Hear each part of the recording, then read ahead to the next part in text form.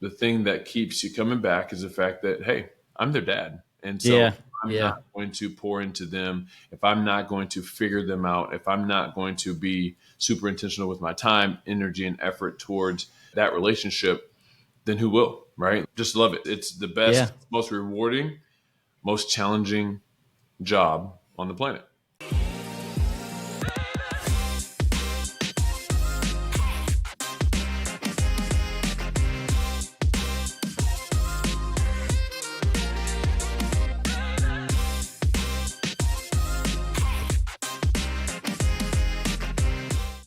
What's up, dads? This is the Rise and Dad podcast, a podcast in perspective on life as a dad from dads who are intentional about their fatherhood. I'm your host, Kevin Delro, and today we got a baller on the show, guys. Big time baller. So today's guest is an entrepreneur, an investor.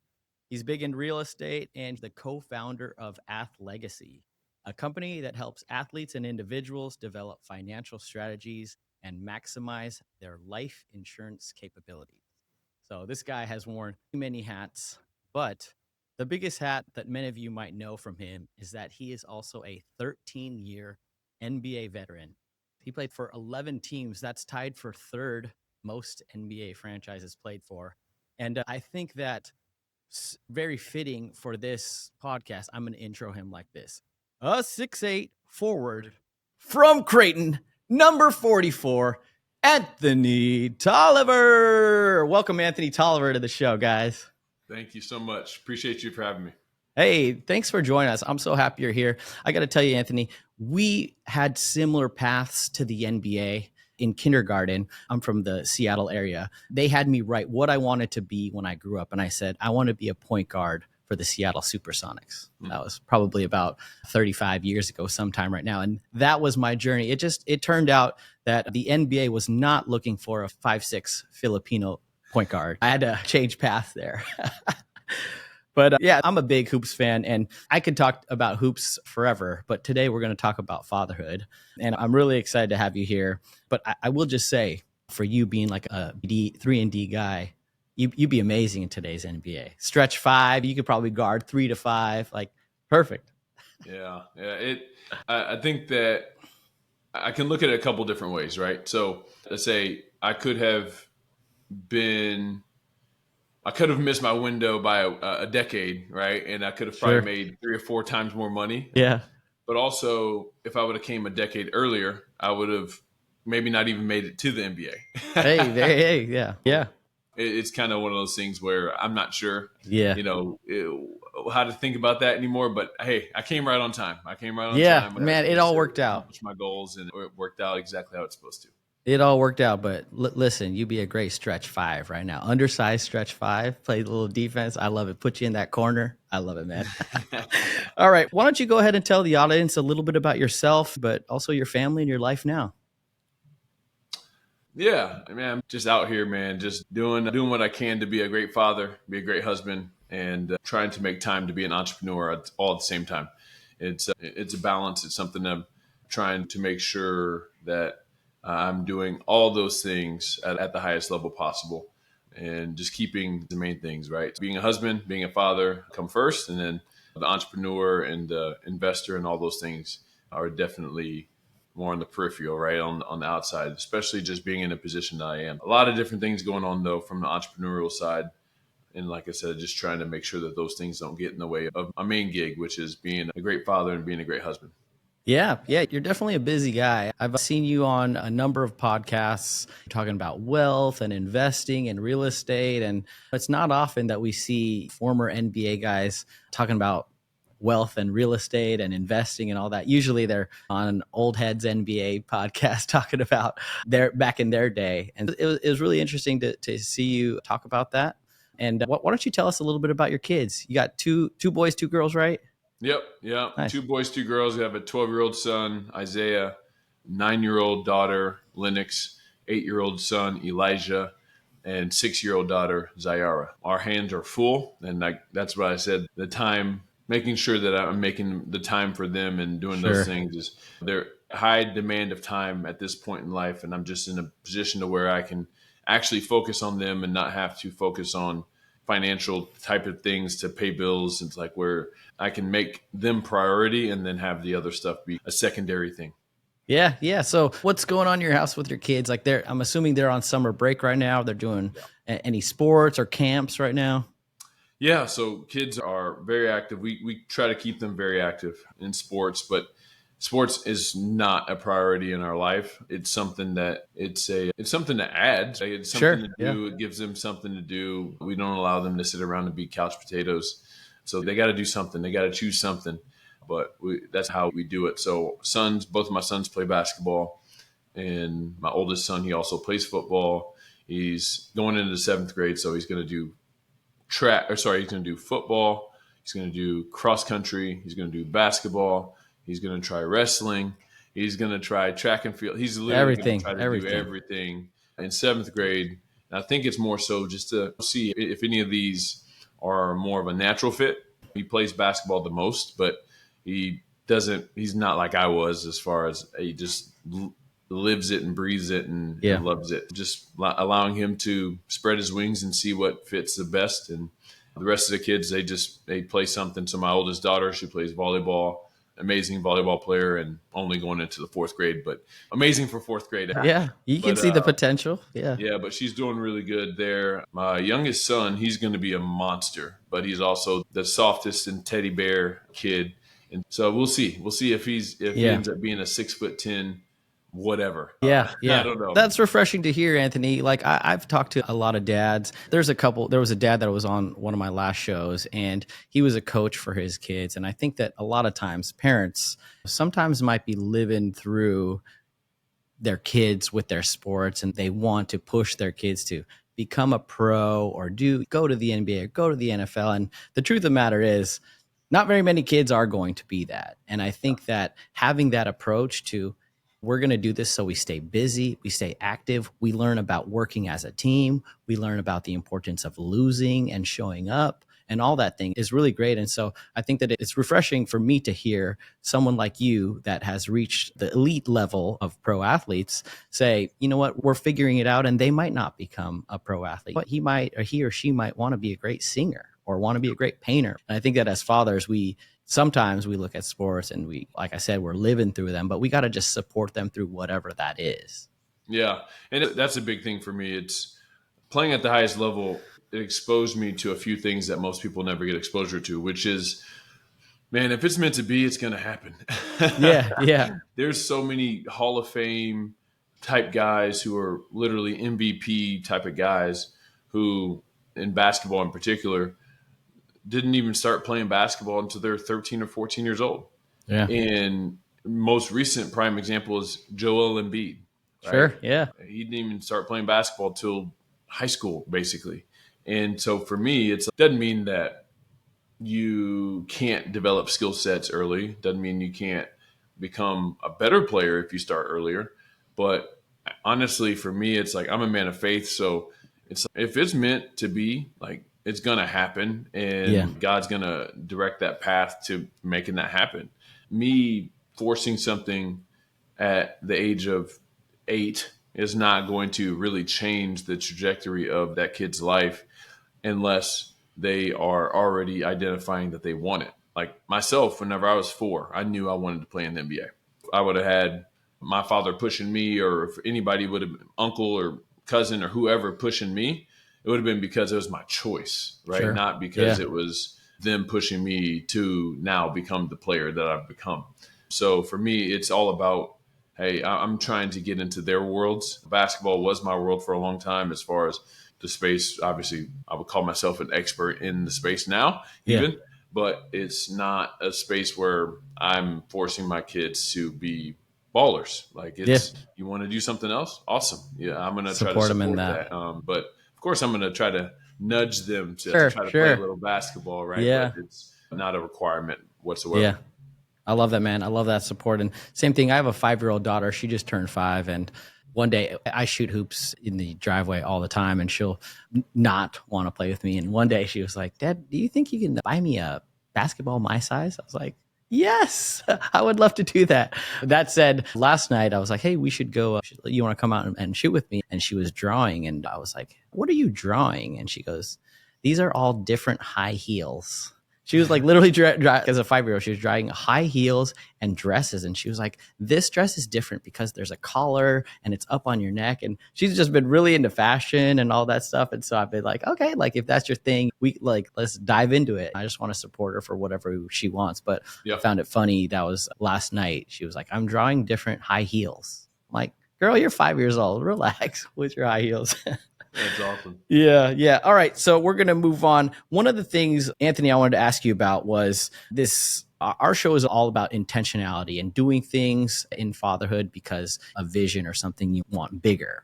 And I saw you on another pod talking about your career in the NBA and using that as a vehicle for wealth for your family. And as I mentioned to you in the upfront, like a lot of times when we talk to pro athletes or NBA players, it's about winning championships and this kind of like personal gain. But I heard you on that podcast talking about, man, I just need another contract so we can just build wealth and set up my family for success. And I like to hear that. Why don't you tell us a little bit about that journey and that mindset you had? Yeah, for me, of course, winning has always been important, and winning is fun. I hate losing more than I love winning, right? So at the end of the day, being able to win at the highest level, that would have been amazing. But that was not the primary Sure. for me. Yeah. It was not the winning a championship was not my primary mission in the NBA. And it's not because I don't love winning. It's not that. It's because I knew that ultimately for my family, generations to come, what would be more valuable? Would it be for me to set things up financially to where we would have additional generational wealth for my kids and their kids and hopefully their kids? Or that grandpa or great grandpa or great great grandpa was the eighth or ninth man or 10th man on a championship winning team 100 years ago, right? Yeah. What's more valuable, right? Sure. Like there's no question to me what's more valuable. And so my mindset was, hey, love to win, love to compete at the highest level. But the number one objective of the NBA was to use it as a tool to help my family be successful in the future. And that was it. It just became that. And it was, how long can I keep this going year by year? And still my love, it was still my passion, still worked my tail off, just like I wanted to win a championship. It was nothing different there, but the mindset of what it actually was, what it was used for was, hey, it's just a tool. It's a tool for my family to be successful in the future for years to come, for generations to come. I love that. I love that. That really spoke to me. It's just a different perspective that you don't really hear often. So let's jump into that. Tell me about when you found out. I think when you found out you were going to be a father, it might have been a little bit later in your career, was it? Because if your son's 8, then it would have been towards the back end of your career. So my youngest son's 8, my oldest son's 12. So Got it, right. My first child came in 2013. So I guess it was towards the front end of my career. You would have been with the Kings at that point? So Minnesota is when I got engaged. And then the following year is when we got pregnant. And so he was born in Atlanta, actually. So when I was with the Atlanta Hawks is whenever he was born. But just even finding out, so me and my wife, tell us. We've been married for about a year. We had a dog, living a great life with the dog was a little bit of responsibility, but you can just take them to a pound. Rover. Yeah. Dog sitter. Yeah. He'd be all right. Hey, here, go over here and sleep here for the next 2 weeks and we'll be back. But so we decided, hey, let's see about trying to get pregnant and see if we can become parents. And about a week and a half later, we were pregnant. Yeah. Same story. My wife, we got married it was September, and she was like, you know what? All these people are saying it's going to take a lot of time. And after you pull the goalie, you never know. It could take a long time. I was like, I swear it was like 2 days later. She's like, guess what? I'm like, come on now. You tricking me. But it was great. It was amazing. Yeah. So that was, obviously, we were a little bit shocked as far as how quickly everything happened, but it also makes sense, right? Yeah, as far as that goes. But the following year, or anyway, she I think she brought to me like a book or whatever, and it opened, or a little present, and opened it up, and it had like little tiny shoes in it, little tiny Oh, there you Jordans. go. Yeah. And I was just like, does this mean what I think it means? That's awesome. So What was going through your head? What was your first thing that went through your head? yeah, that's the thing. Is first thing was just started praying for a healthy baby, right? And that's where my brain went every time we got pregnant. Every time we were having a kid was, I don't care if it's a boy, I don't care if it's a girl, I just want a healthy baby, right? Just give me a healthy baby, and that's where my initial thought always went. But as far as preparation, I didn't know. It was like I don't know what I'm doing, Yeah. and I don't think that there's not a book on the planet. There's not a podcast on the planet Sure. Yeah. that I can. don't know, man. This one's pretty good. Yeah, I Like know. and I know. There's subscribe. there's some good stuff on here for sure, but there's nothing that can quite prepare you to be a father. There's pointers, there's suggestions, there's generalizations, but that generalization is based upon a general kid. Totally. And for me, we have 4 kids, and every single one of them are completely different. Yeah. As a matter of fact, my youngest son, as we're on this podcast, my wife is, "Come get your son." Yeah. And it's, I can't. I'm on a podcast, right? But Yeah. but at the end of the day, it's like nothing can quite prepare you for what's to come, because every kid's different, every circumstance is different. When they're in different environments, you can parent 2 kids the same exact way, and they can have 2 completely different results. So it is an adjustment, right? It is a big adjustment, but the thing that keeps you coming back is the fact that, hey, I'm their dad. And so Yeah. I'm Yeah. not going to pour into them, if I'm not going to figure them out, if I'm not going to be super intentional with my time, energy, and effort towards that relationship, then who will, right? You got the mother, you got the father. And it's like outside of that, most kids are not going to have anybody that's going to pour into them the way that their mother and father do. Or as far as the type of love and unconditional love that we have for them, it's different, right? It's just a different level of love, a different level of expectations. Just love it. It's the best, most rewarding, most challenging job on the planet. Yeah, man. That's so true about the book. I ask all of our guests, this is one of our questions that we say. It's like, how did you find out and what did you do? And I think that we always end up talking about how there is no rule book. Or if you did any research or you did read any books, it didn't matter. When that baby came, everything went out the window. And it's this sense of just like trying our best. And a lot of times your best is enough, or most of the time your best is enough. And that's something that with even my 5-year-old, we're trying to teach her about trying her best in whatever it is, right? And so it's not about winning or losing or getting an A or whatever it might be. It was like, did you try your hardest? Was it awesome? And I tried that was my best effort. We're like, that's the win. And so I think with fatherhood, we say, did we prepare? Did you read, do anything? And whether you did or not, it doesn't matter, because when shit hits the fan, like, you're going to figure it out. And even when I talk to my parents too, like, there's a lot of things like, oh, why did you do this? Or why did you do that? And they're like, we didn't know what we were doing. Like, you think your parents knew what they were doing. They didn't. They themselves were figuring it out too. And I think that's a very poignant point about just, you're going to figure it out as you go, as long as like you're confident in your ability to do it and like you are willing to step up and try your hardest, you're going to be all right. Agreed. So tell me we talk about you mentioned adjustments. You're like, make sure you're able to adjust, and there's big adjustments. Can you tell me about what were some adjustments in your life? Yeah, the number one thing I did not realize before I became a father was how self-absorbed I was. Sure. And it's not necessarily a bad thing. It's just reality. I didn't have any real responsibilities. I have to really focus in on making sure that someone was taken care of besides myself. Even whenever I was dating my future wife, when we became engaged, or even after we got married, you're 2 grown-ups, right? Yeah. You rely on yourself. And then of course, when you're married, like, of course you want to love your spouse or whatever it may be, but it's also not,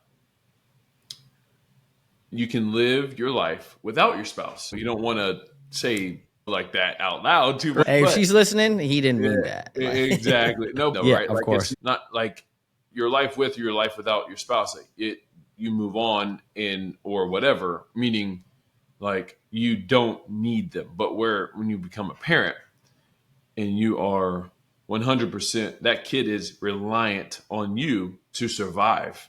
So there is no, I'm good. I'm out. If it's not you, it's somebody. Yeah. They're going to be reliant on somebody 100% for a very long time to help guide them in this journey we call life. And there's a reason why they're in our households until they're 18. And even then, are they ready to move on and be adults?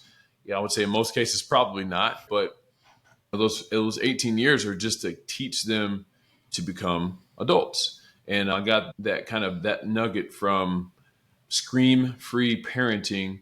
The author of that, I went to a little intimate gathering, and the author of Scream Free Parenting was there and talked about the fact that most parents don't look at their kids as future adults; they just look at them as kids. And I'm like, man, I think there's a balance, right? I think Yeah. like we talked about before, which was, hey, they're kids, so you have to give them grace and make sure that you treat them as kids. And that's probably where I need to get better, because I'm like, hey, like you need to be X, Y, and Z. But as far as, hey, we're raising adults, and so teach them in ways that, hey, in the future, like this is what life is about. And so once I got that perspective, I was like, man, I really like that. You can't baby your kids forever Yeah. and expect them to become mature, functioning adults. So it's learning that balance and having that. I think that is a huge piece for me. Yeah, that's a great point, Anthony. One thing's, and I think you and I talked about this before the show, because we talk about treating them like adults. And a part of me, when things come up, there's like a lesson in life that I want to teach her, or that I want to talk to her about. And I'm like, yeah, but is it too early? Because like I also want her to remain young and innocent and have these rose-colored glasses about how the world is. Yeah. And sometimes the world's a shitty place, right? Yeah. And I don't know if I want to open that door yet for her. And I hear you when I'm like, I should be treating her like an adult, but at the same time, I'm like, I also want you to just be an innocent little kid and not have to worry about this type of stuff. What do you think about that? Yeah. I think once again, you have to use discernment. I think different kids, I think there's different times in which you can start to have those conversations, right? As a 5-year-old, I'm pretty sure there's probably 90 to 95% of 5-year-olds are not ready to have real world conversations, right? Yeah. So it's, for me, I just have kept it very simple at a young age. And there's certain things, I would say there's always non-negotiables. Yeah. I don't care what age you are. We're going to treat people with respect.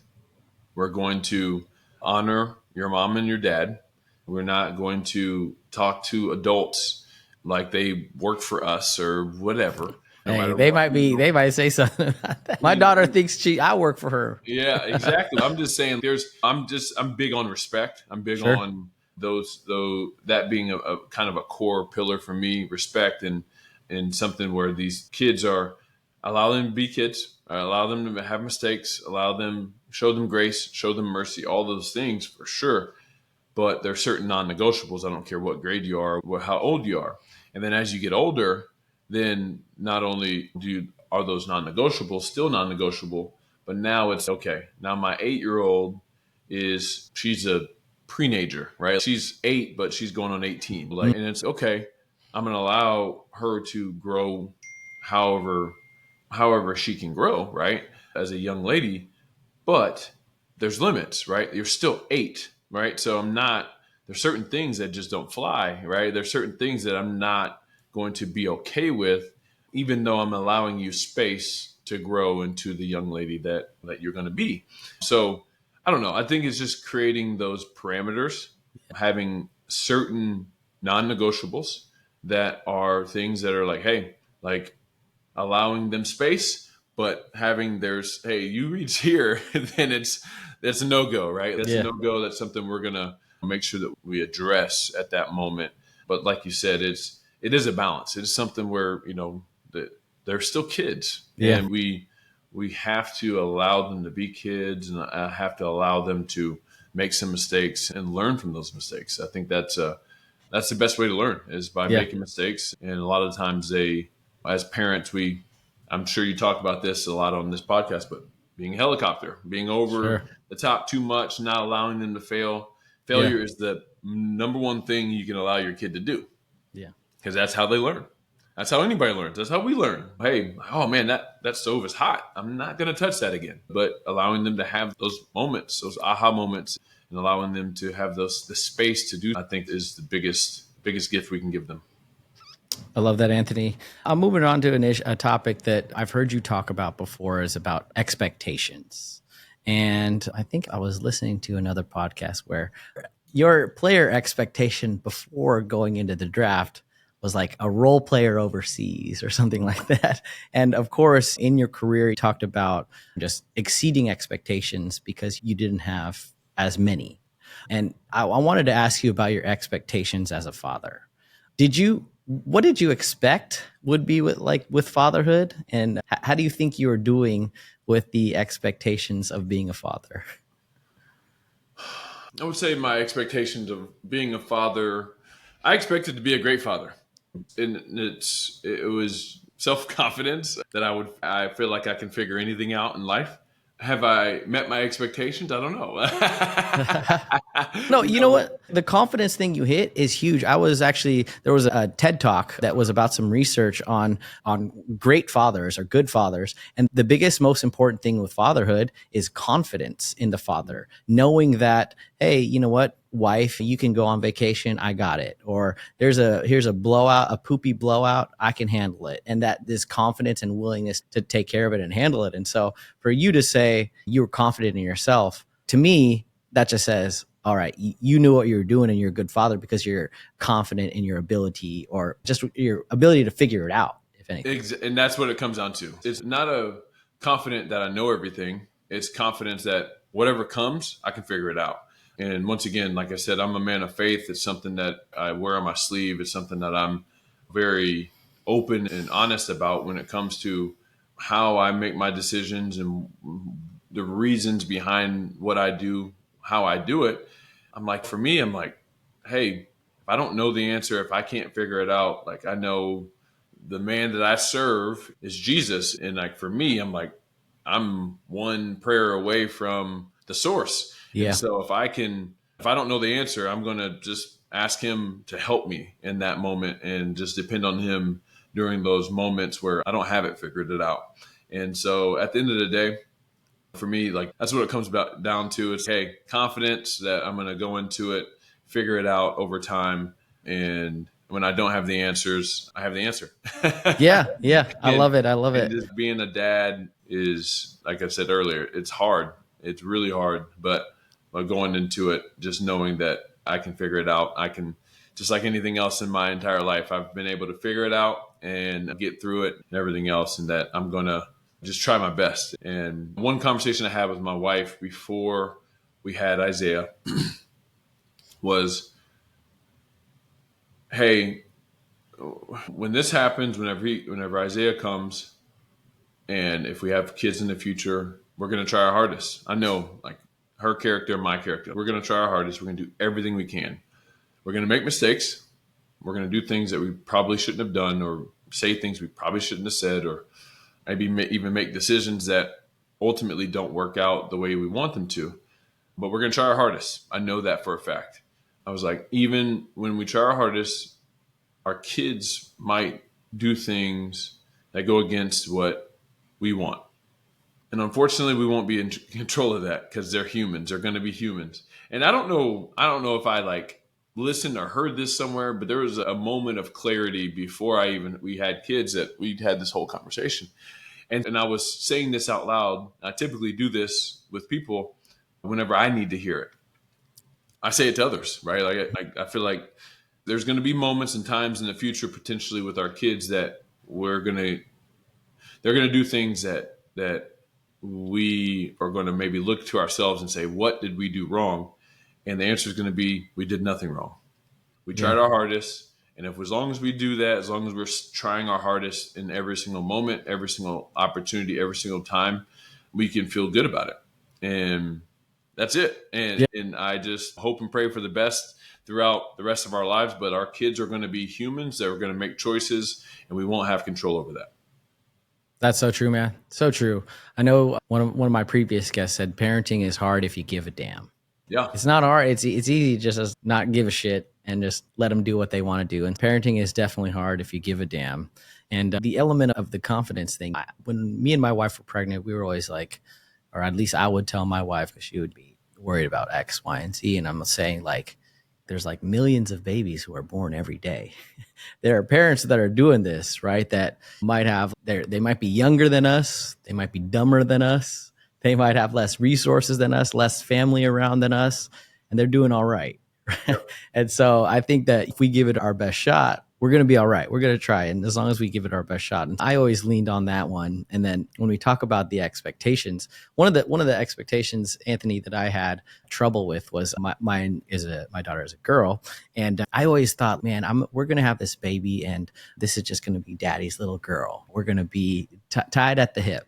And the truth is, when she came out, until she was probably about 1, she like didn't want anything to do with dad. She was just like, Mom. Most babies don't. Yeah. But I wasn't expecting that. My expectations was, man, dad's going to be holding you. And you have this idea of fatherhood and those first months and maybe that year, it's, oh man, I thought we'd be having our time. So that was really hard for me from an expectation standpoint, because sometimes my wife would be like, here, hold her. And she'd be like crying. And I'm like, I'm her dad. What did I do wrong? Oh my God. And it was really difficult for me. Just you wait 9 months and you're like looking forward to this. And then you're like, oh man, I got to wait until she's comfortable with me and actually wants to be with me. And that was really tough for me.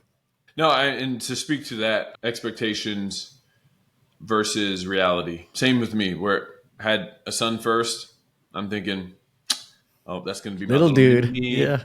He's going to be a hooper. He's going to look exactly like me. He's going to walk like me, talk like me, dress like me. Just be my little mini me. Because, of course, we've all seen that, right? We've all seen the dad that has the son that's like a spitting image of him, that follows every footstep, that does everything dad does.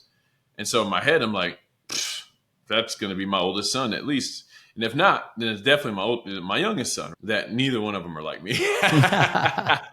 That's the expectation. But exactly. My expectation was that. But then my oldest son is actually very much so like my wife's father. Like, he's more like his grandfather than he is like me. Now, of course, like his mannerisms and his personality is starting to become a little bit more like me as he's gotten older. But I'm talking like the first 8 years, it was like, is that my son? I don't know. Yeah. There's some moments where I'm like, dang, his interests are not my interests. His personality is not like my personality. But as he's gotten older, he has definitely gotten a lot more like me, and his speech patterns and different mannerisms and stuff he's picked up from me for sure. But his personality still actually is very much still like his grandfather, but has a lot more things that you would categorize like me. But it took a long time. Yeah. And it was not, my expectations were definitely, he's going to be on my right hip and he's going to be my little guy for life. And it's come around to that, I would say, definitely in some ways, but it just didn't happen immediately. For sure. Yeah. And fatherhood is a lot like that, being able to adapt with whatever the situation is and thinking something's going to be one way and then it's not. And then you just have to switch gears and change course to that. Very huge. And that's really funny how your son's like your opposite you, but I know that eventually he'll probably get that corner 3 ball like you too. That's one thing I've definitely made sure that he's, hey, if you're gonna play basketball, got to be able to shoot a little bit. I knew it would come through somewhere. I got to come through on that. Hey, if you don't do nothing else, you got to be able to shoot that thing. There you go. And I do think you were on the team when Steph Curry came to the Warriors, right? Yeah. He was a young guy there. His rookie year, I was there for the last 44 games of that season, and we've kept in touch and been friends ever since. He's amazing. He's one of the greats, for sure. Speaking to the NBA, you played on many teams. 11 teams, which means that you were likely moving from city to city very often. And that could take a toll on a family. Did your family move with you every time? And can you tell me a little bit about fatherhood and the NBA. You're traveling. I'm guessing you're gone a lot from wherever you guys' home is. Tell me about that journey. Yeah, traveling like that was probably the most under thought about element of playing at the highest level in the NBA was the toll that takes kind of on you, on your family, everything else. Now, for example, on the court, like you adjust to Yeah, be able to travel and perform, but it just puts a lot of pressure on the wife and the kids. Not so much the kids, but really the wife. sure. More than Yeah, anything, it's really the wife because the kids are just kids and they they're whatever rolling with whatever. right Yeah. whatever is their reality. So for my oldest son, for the first years of his life, for half the year, I was gone half the time essentially, right? So Yeah. 6 or 7 months out of the year, obviously I'd be gone on On the road road. trips and Yeah. stuff, half the games, right? It's 41 games on at home, 41 games away, and I was gone quite a bit.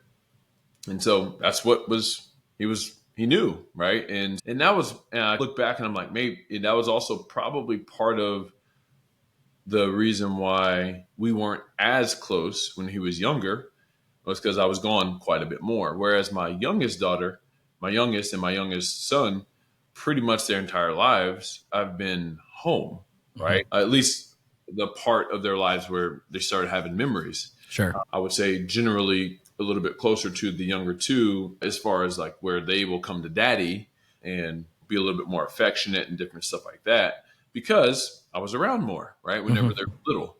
And that was, like I said, that was not something that I accounted for as much as my kids got older and they started getting to school. That's whenever my mindset started shifting on how long do I really want to do this? Because I tried it for 1 year, or actually not even a full season. My last season with Philly, I was really with them for about 3 months, maybe four. And my family stayed here.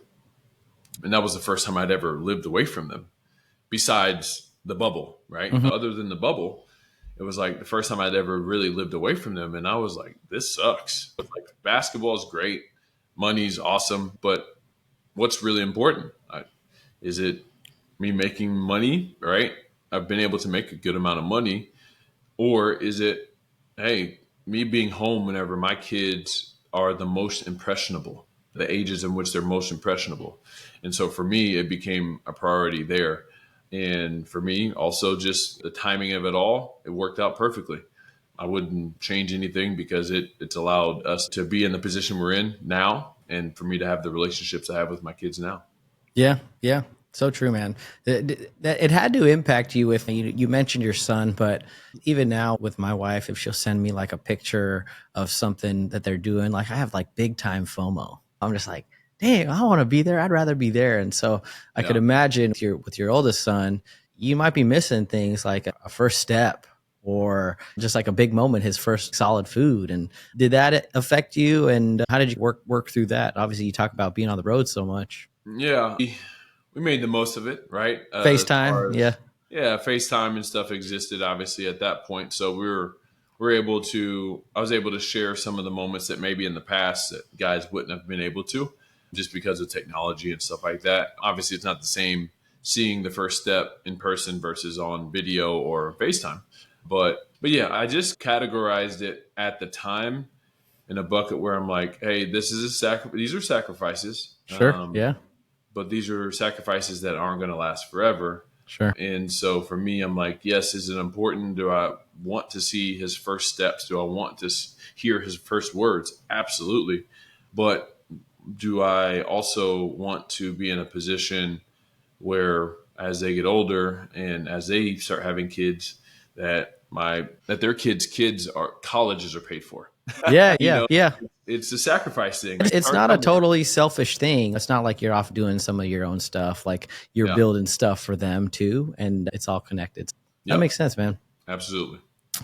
I remember because sometimes with work I travel And like I'd be traveling. Sometimes I'll go to New York or LA or different places. And I always, when I look forward, oh man, it's going to be like a fun weekend.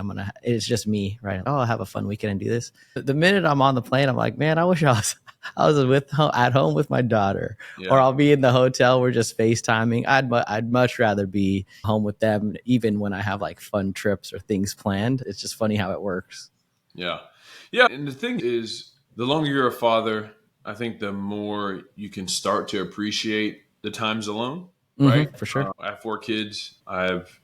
You know, been in the mix for quite a while now.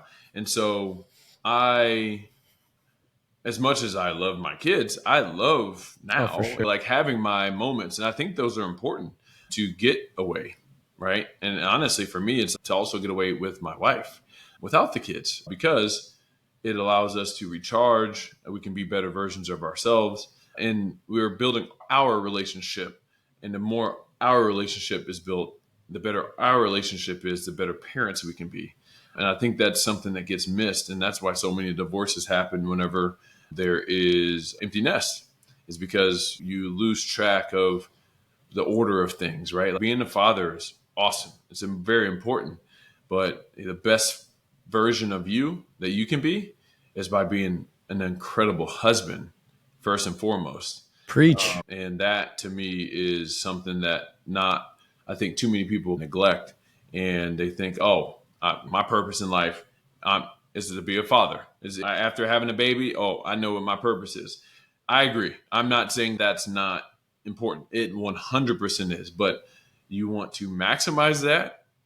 You want to maximize being a father, be the best husband you can be first. That allows you to really supercharge being a great father.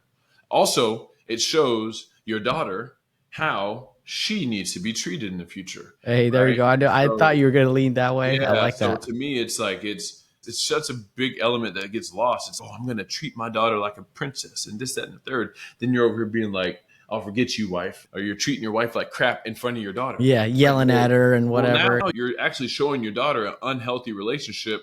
And guess what? Most likely she's going to do. She's going to fall right into an unhealthy relationship. It's just patterns. We're people, and people fall into patterns. And that father mother relationship drastically affects the future of the son and the daughter of that father and mother, because that's what they see, and that's what their expectation will be in the future for their future relationships. And for me, I'm like, man, after being married, after having kids and everything else, I mean, outside of my faith decision, your spouse decision is the single most important decision you're going to make in your entire life. So it's got to get it right. And once you get that, and if you're blessed to have children, it's like that still has to be healthy. Yeah, man, I couldn't agree anymore. The relationship with your partner is so huge, how you treat them. And it's something that I'm like continuing to keep in mind and try to work on, because I have a little daughter. That's going to be how she wants to be treated by her partner. To make sure I'm telling my wife I love her, make sure I'm like visibly, physically like hugging her, and how I'm acting with her is just so huge, and something that I continually have to like work on, because I have the intentionality of this is why I'm doing it. Obviously I'm doing it because I love my wife, but other reasons for my daughter and just being a great example. But in addition to that, the mom and the father in these instances, we try to make sure that we're also treating other people with respect and how we talk to other people. And so you think about how you talk to a waiter, right? Somebody who's serving you or something. That's really important to me and to us. Yep. So that our daughter sees like, hey, this is how we might act in the home right here. This is what love looks like in our home. But when we're in public and with strangers who are serving us, we're kind to them. We're kind to people that we see in the grocery store or we cross on the street. And it's just so huge. We are mirrors. Our kids are our mirrors of what they see. And so the responsibility is on us to make sure we're not being shitty people, and we're being good people, and we are putting out what we want our kids to look like, act like. Yep, absolutely. We are. Doesn't mean that anything that your kids do is 100% a reflection of what you've done, of course, but it is like a general rule of thumb. Yeah. It's like Where they get it from, generally they're going to get it from you. Now they might get some outside influences that push them to do things or say things or have things, whatever. But generally they're going to get majority of what they do and say and act Yeah, from for mom and sure. dad. For sure. There are times, sometimes my 5-year-old, sometimes she'll be on one and she'll say something and I'll be like, where did you hear something negative or something bad? I'll be like, where did you hear that? Because I know mom or me, we don't say that around our house, Yeah. or we don't use that language. Like, where did you hear that? And she'll just be like, I don't know. And I'm like, we don't talk like that in our house. We don't say Yep. that, stuff like that. Yep. Absolutely. All right. The last question I was going to ask you, or the last part, was about balance and fatherhood after the NBA. You obviously have all the projects that you're working on, you're investing. How do you balance going? I think you just went on vacation. I might have saw on your Instagram you were with your whole crew. Where did you guys go? We travel a lot, man. Yeah. You're like, what day was it? So this summer, we, after school's over, we always try to go on a big trip, kind of celebrate the fact that you guys made it through another school year and Sure. this, that, and the third. So we went to Portugal and Paris. Oh, Did a we were trip in Paris there. too, like 3 weeks ago. We were in Paris. Nice. Yeah. So we did that at the beginning of the summer. Came home. We're home for a few days. Then kids went to camp in Missouri. And then after camp in Missouri, I took everybody, the rest of the family up, and we stayed with my family in Missouri for a week. Then came home for a little bit. Then went to Nebraska for a couple weeks. But while we're in Nebraska, we went to Colorado, climbed a mountain. Sure. While in Nebraska, I flew to Vegas. Me and my wife, we went to Jackson Hole, Wyoming in between time. It's been crazy. It's been a crazy summer. Yeah. And then next week we go to California. So we That's great. go to San Diego for a few days to just get out of the heat a little bit here in Texas. So we travel a lot. That's our thing. I would say out of all the things that some families are sports families, some families are outdoors families. Like we're outdoor family, we're a traveling family. And when we're home, we play a little sports.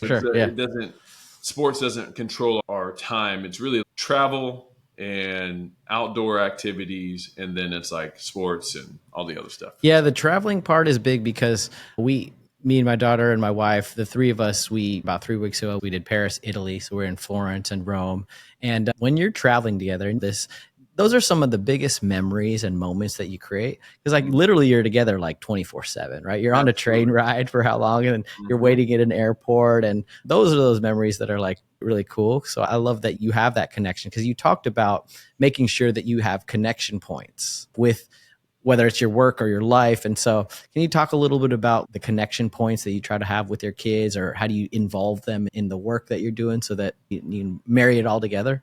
Yeah, connection points, just to speak to, especially on the traveling piece, like this summer, we've essentially spent probably 80 to 90% of our time as a family together. Yeah. So when you travel, so obviously you don't have play dates. You don't have like your time together is your playmates or your sisters and your brothers. Right. We're even sharing a hotel room. She's in our bed with us. Exactly. Or cousins so it's family. So that it really accelerates, I believe, the ability for our family to just continue to connect. But yeah, man, it's something that we take a lot of pride in, and making sure that that's super important as far as like just getting out together and making those times together, because those core memories are super important to us. And traveling has become a big educational piece for us as well. Sure. And we're here in a couple of years, we plan on doing kind of a big trip. We were inspired by a friend of ours who actually his whole entire family, they went on a boat for a year. And he was like, it was going into his 8th grade year or going into his 9th grade year. They went on a sailboat for an entire year. It literally is at the center of my core memories as a kid. Just the closeness that his family got and everything else. We're like, we're not doing a year. But it inspired us to say, hey, you know what? But to do something like super extraordinary, out of the norm. Let's go for 3 months and travel. We don't know how many places we're going to do or whatever, but like here in a couple of years, it's going to be a huge trip for us. We're going to go do something pretty extraordinary. That's amazing. Love those connection points. Core memories right there, Anthony. Yeah. All right, some quick hitters here towards the end. Anthony, what's the biggest challenge with fatherhood? talked about it earlier, balance. I think that it's something that is probably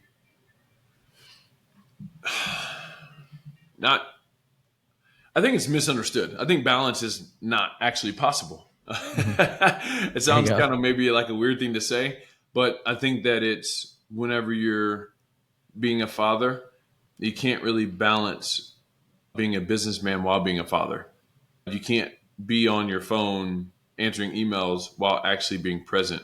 So I think balance is time management is a better way to put it than it is balance. So it's I can't be both. I have to be 100% what I am at that moment. So if I'm father time, I got to put my phone away. I got to stay away from these distractions because I'm being a father at that moment. Or if I'm being a husband, hey, if we're on a date, we're on a date. Don't call me, don't text me unless it's an emergency because I want to be fully present with my wife. But when I'm upstairs in my office, they know most of the time, 99% of the time, they don't bother me because they know that it's time for me to get work done. And I would say that would be what I would talk about the most would be balance or just the misconception of what that means. It's just being 100% present in whatever you're in. I love it. And Anthony, what's the best part of fatherhood? The best part of fatherhood, the unconditional love that you receive and the unconditional love that you're able to give. I think that on the receiving part, especially at a young age, right? I'm sure as they get older, it's going to be different. But as little kids, like me and my wife talk about it all the time, is they're little kids, and it's right now we are the center of their universe, and right now we're really cool, Yeah. like they want to You're be you're around not a us, you're not a lame dad yet, right? Anthony. Like they want to be around us, and that is a feeling and a stage of life that you can't replicate. It's not something that you can go back. Like everybody who's had little kids, who have older kids, who they're graduating high school, college, and moving on to having jobs, they're just like, man, I would give anything to have those days back. And even though some of these days feel really long, the years go by so fast, right? And it's something that I'm just trying to stay super, super present in these moments where this unconditional love is all they know. And they haven't been tainted by all the things of the outside world and everything else. Totally, man. 100 of that. I tell my wife all the time, we have this like really small window where, I mean, it's a small window relative to our lives where Yeah. we're going to be 80 years old and be like, God damn, I wish I was in this moment that we are, this window. It's really important that we all take advantage of it. Anthony, do you have one piece of advice for a dad to be or a dad right now?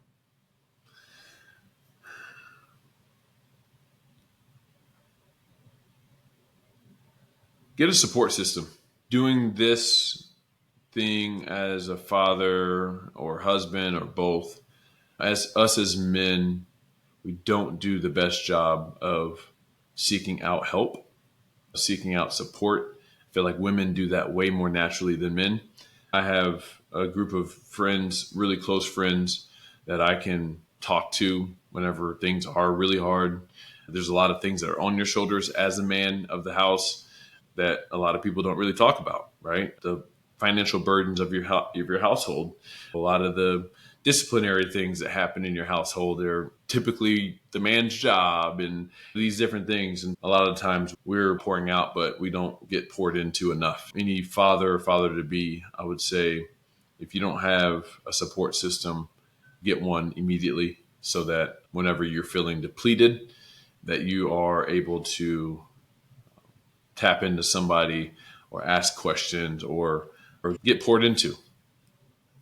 I like that, Anthony. That is actually part of the genesis of this show, where we hear a lot from mothers around parenting, and there's mom groups online, discussion boards, and all that. And we don't get to hear enough from dads talking about what it's like, what's the stress, what are the difficult things, what do we need to focus on. And part of the genesis of this show was bringing two dads on and talking about what our challenges are and being very open and transparent with what's tough, what our challenges were and all of that. I think that your ability to come on this show and share your story is like helping someone that might be in a similar position or have some similar thoughts to you. And yeah, that was like so huge. And I think it's really important and, why I created the show actually. Awesome. Well, Yeah. That's a perfect answer. Yeah, it was. Anthony, one last question before we go. Here it is. You could think about this because I didn't give it to you in the upfront. So I meant to stump you with this one. But in 25 years, if we were to ask your kids to tell us about their dad, what would you hope that they would say? My dad was, or hopefully I'm still living in 25 years. Yeah. But my dad is and was a man of faith, and he helped guide me into my faith. I would say that would be the number one thing if they don't say anything else, because to me, that is the basis of my entire existence and my entire life. And I believe that if in 25 years, my kids, that's what their thought process is, that, man, my dad really helped me in the guiding me into my faith. Because once they have that faith, even if I'm gone, when I'm gone, because I'm not going to be here forever, they have a moral compass. They have a guideline. They have a blueprint to follow in this life, because as we all know, this life is hard. There's a lot of things that are challenges and everything else. And if you don't have a foundation, and for me, if you don't have a foundation in your faith, this life becomes exponentially harder, because now you're trying to figure everything out all the time. And for me, I'm a man, and so naturally I'm a problem solver, and I try to fix things, and I do things as whatever I can to help. There's certain things that fall into a bucket of I don't know. Yeah. And for me, if I don't have my foundation in my faith, and there's a lot more things in that I don't know bucket that don't get accounted for, I don't think, by most people. And for me, it's like, hey, if I don't know it, then it's easy for me to throw it in a bucket of faith. I don't know. I don't have the answer. Throw it in a bucket of faith. Now I'm free to just move and do what I need to do, because I don't need to figure it out. I don't have the answer, and I don't probably will never have the answer to certain things. And so throw it into my bucket of faith, and I'm able to move on. That's great, Anthony. I love that. And I hope that in 20 years, 25 years, that they're going to see you as someone to help them through that journey of faith. And what I always tell my guests when I ask that question is that that's going to be in 25 years. So you could start that journey and be intentional about that today, so that you make sure that they do say that in 25 years. Yeah. Oh, yeah. Absolutely. Yeah. Awesome. Hey, Anthony, that takes us to the end of the show. We're at the end of the buzzer sound, end of regulation. There's no OT for this one, but I want to thank you so much for coming on the Rise and Dad podcast. We appreciate your perspective, your views on faith and partnership and all that. And yeah, I'm sure our guests are going to love this episode, and we'll make sure that we put how to reach you in the description and tag you on everything. But I just want to say thank you so much for the Rise and Dad podcast. Absolutely. Appreciate you, man. Thank you. All right. For Kevin and Anthony at the Rise and Dad podcast, thanks a lot, everybody.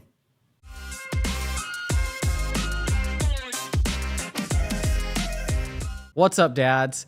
Thank you for listening to this episode of the Rise and Dad podcast. We hope that you like, comment, share, subscribe, follow, and do all of the great things that help us continue to make great content for you.